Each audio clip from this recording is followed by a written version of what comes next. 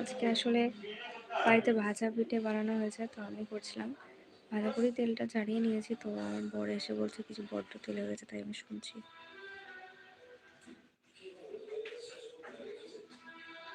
কি জানি first time করেছে, হয়তো ভুল হতেই পারে। প্রত্যেকবার আমার শাশুড়ি করে, তো আজকে আমার হঠাৎ ইচ্ছা হলো কিছু, মানে ওই যে ফ্যাটাটা বলে না, মানে কিছুটা বেসন টাইপের থাকে, চালের গুঁড়ো, তারপরে মিষ্টির রস, গুড় দিয়ে ময়দা দিয়ে ভালো করে ফেটিয়ে যেটা হয় তেলে দিতে হয়, তো ওটাকে বলে ভাজা পিঠে। তো ওটাই আজকে করছিলাম, তো তেলটা বলছে বেশি হয়ে গেছে।